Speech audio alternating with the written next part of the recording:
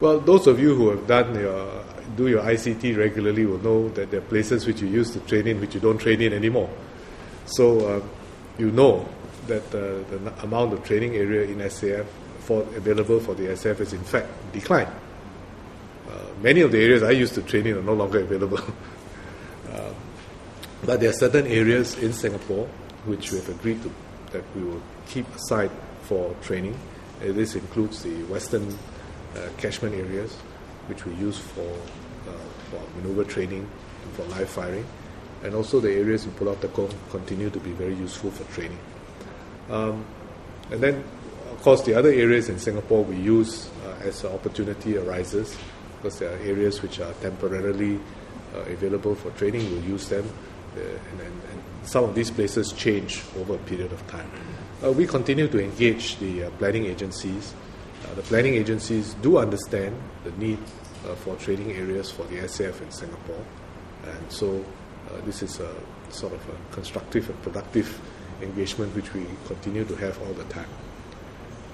How much more training area will shrink, do you think? I don't have the number off the top of my head, but we will continue to have the amount of training area that we need for the SAF in Singapore, and the planning authorities understand that.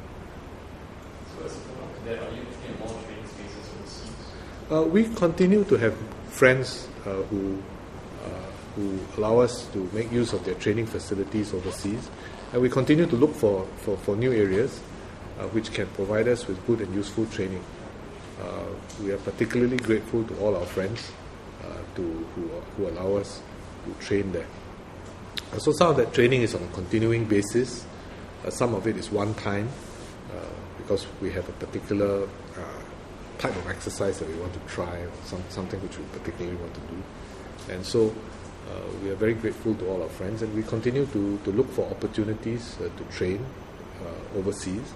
And it's not just because of training areas, but because we think that the opportunity to interact with our counterparts and our partners helps us to build relations with them, and also there's a lot to learn from them.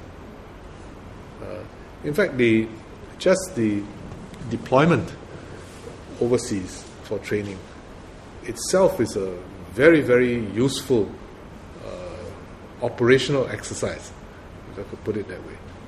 Because if you train in Singapore, you're operating in the same area. You close your eyes, you know where you are. You know all the tracks.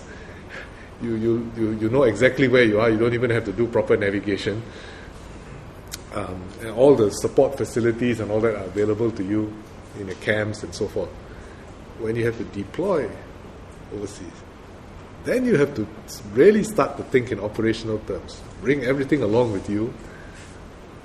When you're deployed, you need something, you forgot to bring something breaks down, some unanticipated eventuality arises. You have to improvise. You have to find a solution for yourself in the field. And you don't have very much time to do it, because you may be there for 2 or 3 weeks for the exercise, and if you don't solve the problem, the whole exercise goes.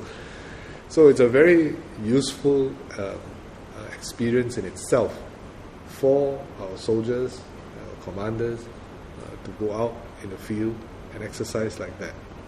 But the overseas exercise also, I visit our soldiers overseas when they're training very often, and you can see the camaraderie among the soldiers is very strong, because they're very focused on what they're doing. Whether they are full-time national servicemen or operationally ready national servicemen on the ICT, they're very focused on what they're doing. And Singaporeans are like that. See, when other people are watching them, they don't want to feel as though they've, how can I lao kui? So they actually try very hard, and they do very well, particularly when others are watching them from another country. So you can see the spirit is very strong.